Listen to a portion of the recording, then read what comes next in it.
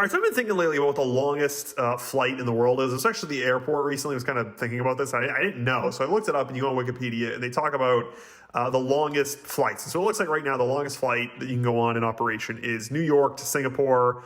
It is 15,349 kilometers. So that's what they've got here for number one. But I was curious about at least simulating in Microsoft Flight Simulator the longest possible flight in the world. I'm just curious, like what that would even be.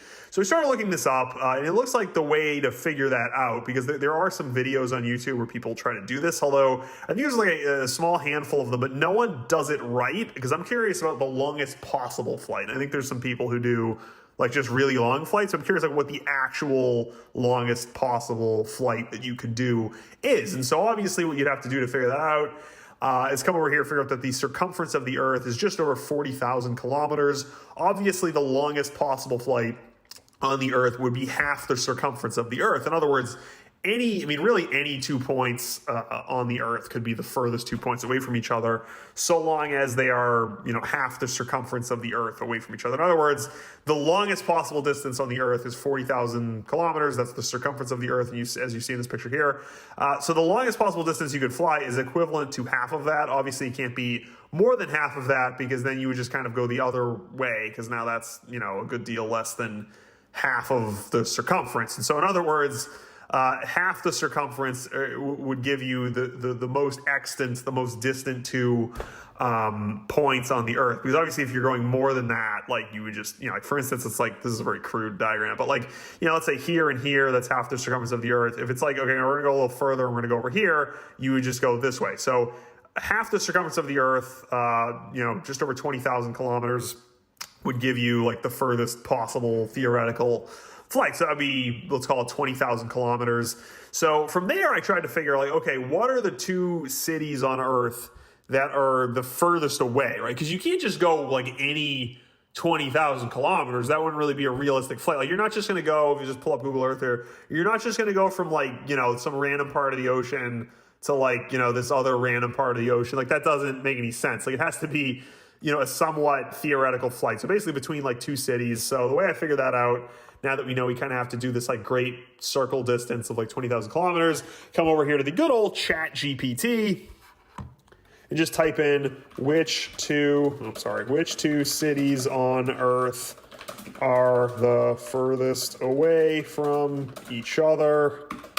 And what that is going to tell us is that the furthest two places on Earth, after it gets done typing it out, is it's basically Spain and New Zealand. So Spain and New Zealand, Madrid, Spain, and it's telling us Wellington, New Zealand. We'll just kind of pick the nearest airport to there.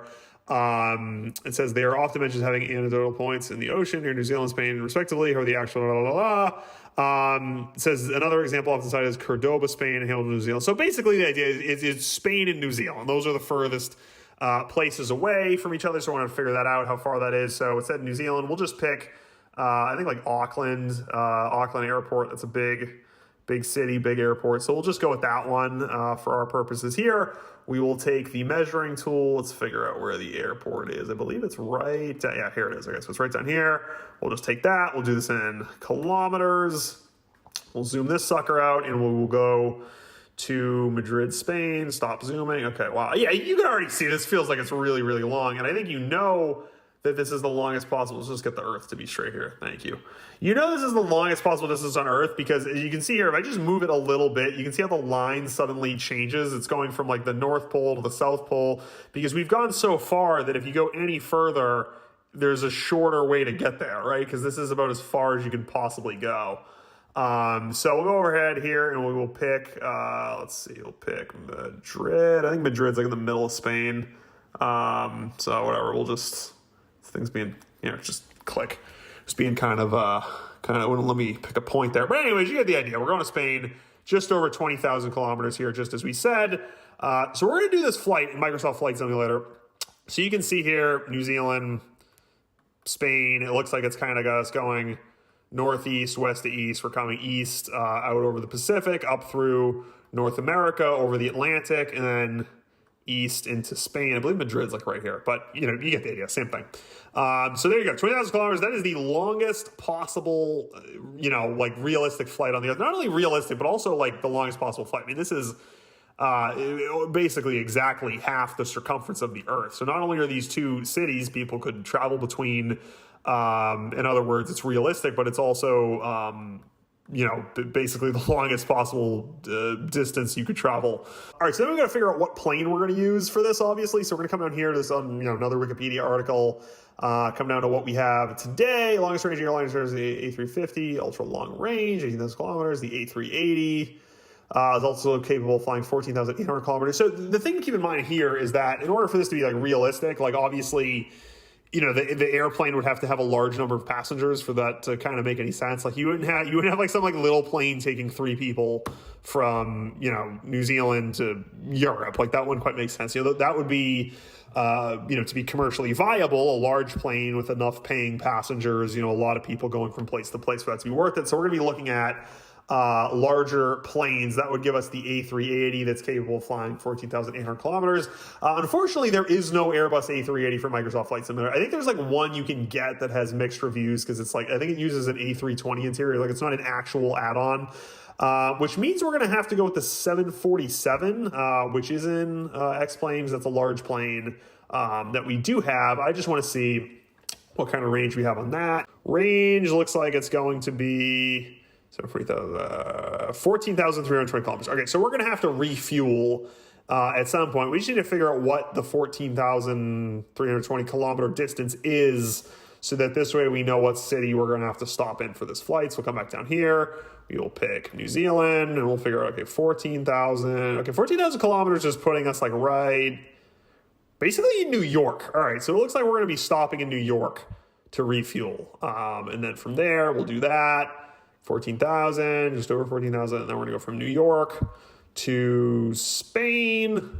Nope, stop zooming out. Okay, and then that's going to be, okay, so that's obviously fine. Okay, so that's basically going to be our flight. We're going to be going from New Zealand to New York and from New York to Spain. That'll be the longest possible flight on the Earth. So that's what we are going to go simulate in the 747. Let's do it.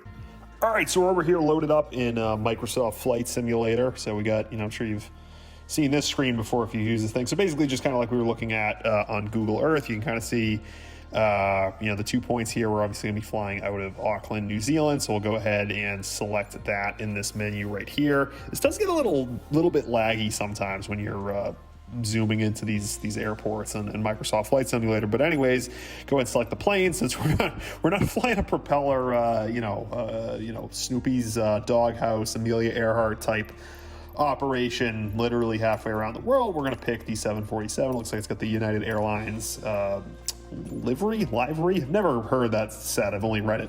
So we've got that selected. We're going to go ahead and select Auckland as our departure, select our gate. We'll select JFK Airport in New York as our arrival, so you can kind of see the route here. Basically the same exact line that Google Earth showed us. So you can see how that's kind of the same VFR route, which, I mean, I guess, the other thing we're going to have to take into account here is it's not just going to be VFR. We're going to have to do IFR because it's going to get dark. We're flying so far around the world. You can kind of see where the sun has set and where it has risen, in terms of which part of the world the sun is in right now. So you can see for, what does it say, 15 hours. I mean, obviously it's going to get dark at some point. We'll go ahead and pop into Auckland so you can see the airport here. We're kind of loaded in.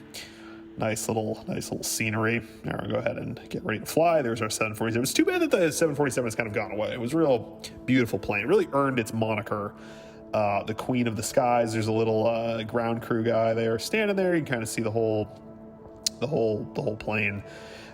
So I don't, I know some people like to really do all these steps for 4 hours to set up the plane. I don't care about all that. I think people just want to have fun, and obviously we're here to try to do the longest flight ever. We don't need to do the longest setting up the plane cold and dark thing ever. So we'll just go ahead and use the checklist here to get everything ready to go. The 747 is interesting in Microsoft Flight Simulator because it has way more steps than the other planes. If you go to the A330 that I bought. I mean, there's a few planes where it's just a handful of steps. 747, older aircraft, there's a lot more that you have to do. We'll speed this up, fly through here, get everything ready to go. We'll request our pushback. Here we go, getting our little pushback. I always confuse pushback, steer to the left and steer to the right. I always end up clicking the wrong one. They should just do clockwise and counterclockwise. You know what I mean? Make it really self-evident which one we're going for here. We're going pushback stop. One of the things I noticed with this airport is there are no other planes driving around on the ground, whether that's AI or realism. Realism obviously being it pulls the plane data from the net, whereas AI it's just kind of like randomly loading in planes. But when we get to JFK, there are airports where I see like a lot of planes. You'll like even like wait in traffic taxiing on the runway. This one doesn't have any. It's just kind of us taking off. But I mean, how many people are really flying from Auckland, New Zealand? Anyway, so we're going to go ahead and taxi here. As you can see, it's a little bit of a slow process. I often speed when I'm taxiing, and it'll tell me to slow down because I'm quite impatient. So anyways, all right, so we're pulling out here, requested our permission to take off. Actually, we're going to have to go ahead and do that since we got to the end of the taxiway. So, wait to be cleared for departure. Straight out departure approved. Okay, acknowledge our takeoff clearance, and we'll go ahead and take off. So, one of the cool things about this plane in Microsoft Flight Simulator is the sound the engines make. The sound is pretty cool. The sound is like a pretty cool old school engine sound. Very, very majestic, I would say. So, we'll go ahead and lift off. Steer here onto the runway. Some people like to, go full throttle as they're still lining up on the runway to take off, and just kind of like do a faster takeoff. Some people like to line up and then do it. I think for a larger aircraft like this, it's better to just kind of make sure you're lined up. All right, full throttle, and we are taking off. Parking brakes released. Everything's good to go.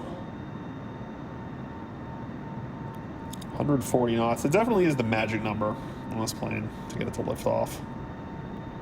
Okay, pulling the stick back. Here we go. Lifting off. We'll go ahead and retract our landing gear under the plane. As you can see there, positive climb. Landing gear is stored away. And we got our straight out departure. Obviously, we're going to have to bank. This entire flight's just going to be going northeast in a straight line. But we will go ahead and request our directions from air traffic control. Just make sure our heading and everything's laid up. It seems like you do kind of have to request everything. And I've also noticed I have to request altitude increases to actually get to cruising altitude. Otherwise, it'll just tell you to hang out at 9,000 feet or something. It's a little... for some reason, it usually does not send me to, 32,000 cruising altitude. I kind of have to request it manually. But other than that, the heading and everything like that, it gives really good directions. Much better than X-Plane. I feel like, I don't know what X-Plane's doing nowadays, but Microsoft Flight Simulator 8 X-Plane's lunch. It's really, it's a really great product. So anyways, we're on our way up. We're climbing out of the airport, and we will be basically flying in a straight line all the way to the airport. I'm not going to talk for 24 hours. We'll just do the flight, and I'll give you the video of that. We'll be back when we get to New York.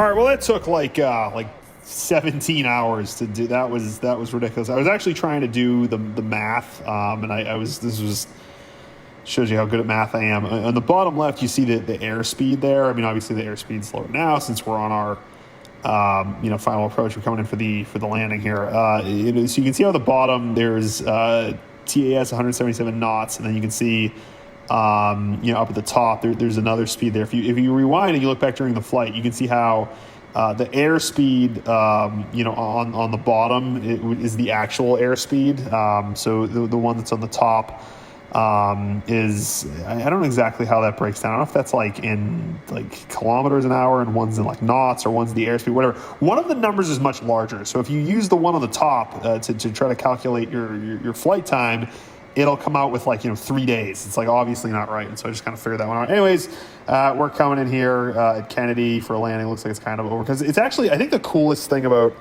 Microsoft Flight Simulator is the weather engine in the game. The realistic weather is amazing. I mean, I just think back to all the years. I mean, I know this only came out 4 years ago, but I think back to all the years of using X-Plane. X-Plane was kind of like the biggest flight simulator until 4 years ago when Microsoft Flight Simulator, or at least the newer one, replaced the really old one that people kind of modded. But obviously the graphics are leaps and bounds, orders of magnitude better than X-Plane. I think the clouds are fantastic, as you see here. So we're just touching down here in our 747. We're going to be taxiing over to the gate to refuel so we can get back up in the air with the second leg of the journey to Spain, because of course you can't do that one without some fuel. So we're going to cut over here. Maybe we're going to stretch their legs. We'll get some fuel, presumably a lot of fuel for this soccer. I'd hate to be paying that fuel bill. So anyways, we're going to taxi over to the gate and we will refuel and get back up in the air. All right, so we're back here. We've pulled up to the gate at Kennedy. We're just going to go ahead and file our flight plan for the last leg of our journey into Barajas, Madrid. We're going to be flying into Madrid to the airport there. You're going to zoom out and see our sort of like Google Earth style view of the route. Basically just a straight line headed east. Looks about 6 hours, 20 minutes. 3,129 nautical miles, not too, at least not as crazy as the thing we just did. So, again, you can just kind of see the route there. You can kind of see, VFR, straight line, flying our way over across the North Atlantic. Go ahead and get dialed in here so you can see JFK. That's where we are. That's why it loaded so quickly, because we were already there. Sometimes this thing can take a long time to load. I mean, I don't blame it because it's literally loading the entire world. As you can see here, these graphics are unfreaking believable. So I'm actually flying it in 4K. I'm playing in 4K. The video's in 1080p only because, I know I sped up the flight. There's literally like 24 hours of video. 24 hours of 4K video would be just my condolences. We have to try to edit that. So obviously you can see here we're getting going. We're getting our checklist ready to go using the automatic checklist, filing to depart straight out, go to our ground services and get our fuel supply. So I'm actually curious to see what, I've actually never done the fuel thing because I just like to fly the plane. I don't like, getting into like the whole pedantic, follow little steps and do all this stuff. I think the gate can be pretty cool. I like that feature, pulling the jetway up. But the fuel truck, I've never gotten it to work. I don't know if it's going to work here. It says the fuel truck's on the road.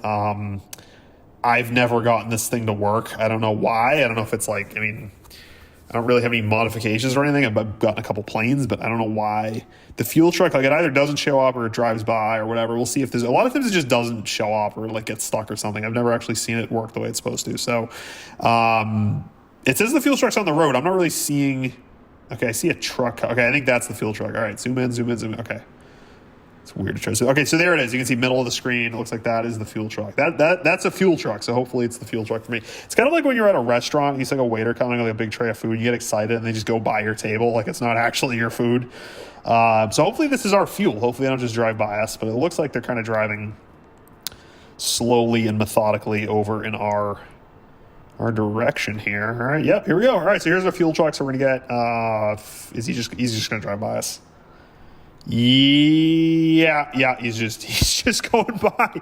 This happens like every friggin' time. I don't know why it is. And he's like slow down. He's kind of trolling us. He's slowing down. All right, well, screw that. We're we're just gonna keep going. We got the fuel. It happened off stage. We got the fuel. It happened in a cutscene. So we got our fuel. Let's get this thing rocking and rolling here. Complete all this stuff. Get our engine started up. And the last thing we need to do is our steps before taxi. Now we are ready to taxi. We're fueled up. We're started up. We're engined up. We're pumped up, we're amped, we're jacked, we're psyched, we're ready to go, and so on and so forth. So beautiful graphics in this thing. You can see looks like an A320neo next to us is actually pushing back from the gate. That's really cool, because it's like I was saying earlier in the video about how at some airports, like the major airports like JFK, it usually does a good job of like showing you activity on the runways. Like you can see the plane next to us backing up. I hope it doesn't push into us, because it looks like it's pretty close. So we'll just finish getting all this stuff set up and ready to go. Hydraulic demand pump, engine hydraulic pump, a lot of pumps on this thing. So all this stuff's ready to go. We're good. Let's see. That Neo is a tight fit next to it. Look at this guy. Look at this guy. It's like a strip mall parking lot. The way this guy's backing out of there. He's got his 360 camera going. Planes should have that. I can't imagine how you steer this without this third person view. So, I mean, obviously they have people on the ground that tell them, have the what are those things called? Like the batons, and they tell the pilot what to do. Anyway, so we're just kind of waiting for our little pushback here. We'll go ahead and make sure we're set with air traffic control. We'll get our clearance. I think we need to get our taxi, little taxi line set up on the runway first, which means we probably need to request clearance. We're going to fly straight up. I always do, actually, no, in this case, I'll do, I think we want to do east since we're flying east.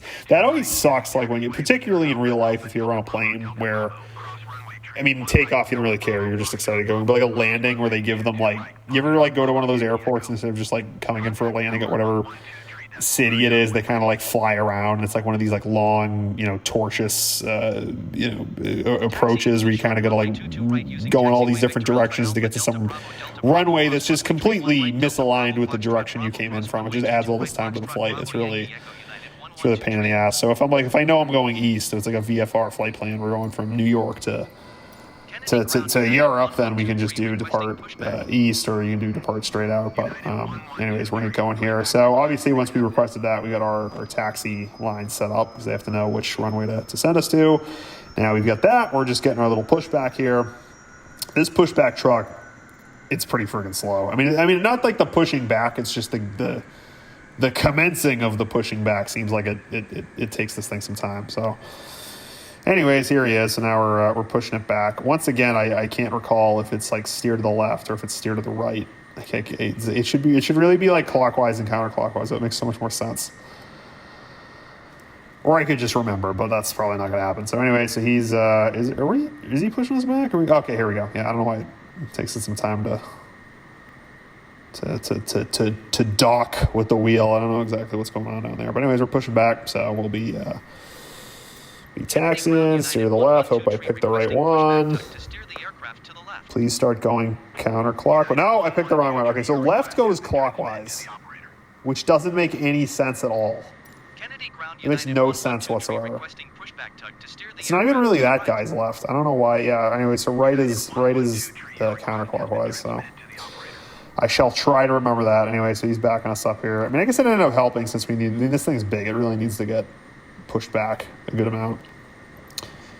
So we'll go ahead and stop this thing in just a second here, so that, because it takes a delay, because you got to radio the tower, and the tower radios to ground, and then, so it takes them a second to stop, but that should give us enough room to kind of turn the wheel to the left and back up and taxi. So anywho, looks like we're good. He's going to drive away, and we should be good to taxi on out to the runway. Looks like that A320. Is there another A320 that's already there? Anyway, so yeah, we're taxiing out now. Head onto the runway. So, like I was saying before, when we were in New Zealand, it takes a long, I don't know, I just got so impatient with it. Oh my God, it looks like there's going to be traffic too. So we've got some traffic here to take off. So that's going to be unfortunate. I won't leave all that in the video, because who knows how long it's going to, because there's a plane landing up there and these ones are waiting to take off. So we'll let them do their thing. It looks like I was coming a little bit too hot here. We're a little bit outside the lines. It was coming a little bit hot, so just gonna have to try to slow down a little bit here. But anyways, we're gonna be third in line behind. Looks like is that an A330 and A320 or just two A320s? It's just different paints on them. Not sure. Different airlines. Well, anyways, so that guy landed. Yeah, that guy landed. Okay, so we're just going to wait our turn here, but we're not going to wait too long. All right, so, yeah, also, if you haven't figured it out by now, I'm recording the voiceover after doing the video. So it's like I kind of remember what happens, but in some ways, in some cases, I don't. So anyways, we're requesting going to request our clearance to take off since we're getting. Sometimes it does it automatically when you get to the you kind of get up to the end of the runway there when it's like, you know, the get to the end of the lines, you're holding because you want to have a runway intrusion. Sometimes it kind of automatically gives you clearance to take off. Sometimes you have to request it. And so it seems like that's what we had to do. In this case, so we will be pulling out onto the runway here and taking off straight out. We're going to be heading, looks like we're going to be heading, is this southwest? Oh, that's not the direction I wanted to go. I think I requested east. I mean, maybe if I push straight out, it just gave me this one. But anyways, we'll have to just kind of correct in the air, bank around. We're probably going to be going, I mean, it's really going to be much more east than northeast, so it's going to be a pretty decent bank we're going to have to do coming out of here. Anyways, open the throttles, and we'll be pulling back on the stick, and we will be pulling off. It looks like we're going to have to be heading probably like, I want to say it's going to be like, if we're heading like 224 right now, it's probably going to be like 100. I mean, we're going to be doing like, I don't know, it's basically due east the entire way. Go ahead and put the landing gear up. But I just let air traffic control kind of tell us where to go. So once you file your flight plan, I just kind of rely on that. Anyways, we are up and away. So now we're just going to have to check in since we're going to be passing through. I think we're passing at the Charlie airspace. That tends to be what happens where once you leave the once you leave the airport, they hand you off like 50 times. So just going to have to deal with that. The 747, I mean, even though it's only a simulator, you can tell the thing is heavy. Like, it's really hard to get this thing. I mean, once you get up to cruising altitude, it's okay, but it's like you really feel like you're fighting gravity to get this thing up to its cruising altitude. Like, it just really, it's hard to get the thing airborne. So anyways, now we're out over Long Island, so if you don't know the area, obviously, you're kind of flying out. I think it's like Jamaica, New York, so kind of like south of Queens, I believe. And now we're banking out over the Atlantic, just south of Long Island, heading east. So you can see here they're going to be turning us back around, or not turning around, but getting us up. So it's probably going to be like, it's not going to be southeast. It's going to be like probably about like 60 degrees. We're going to be it's going to be our heading for pretty much this whole thing. So. But the Earth is round, so it might kind of like even out a little bit. I mean, I know there are some like more like circuitous routes people take. I just like to fly in a straight line. Maybe that's less realistic, but it gets the job done, keeps it pretty simple. So anyways, flying out over Long Island here, which is below us. We're gonna be flying east. We're gonna have to cruising altitude. Those clouds are absolutely beautiful. I mean, I can't remark enough about the amazing graphics in the simulator. I mean, the graphics are obviously the photorealistic satellite images, the way they apply like a 3D rendering to that. It's just so it's really amazing. So it's probably my favorite part of this thing. And we got looks like we got some weather up ahead, so we'll try to get up and over that. Looks like over Long Island you get some thunderstorms there, so be trying to get over that. But from here, pretty much just flying in a straight line at cruising altitude all the way to Spain, and that'll do it. I hope you guys enjoy this one, and enjoy the rest of the flight. And that's a lot of crazy ascending and descending there. But like I said, it's pretty crazy getting this thing up to cruising altitude. But anyways, guys, that's good for this one. Hope you enjoyed it and enjoy the rest of the flight. Thanks.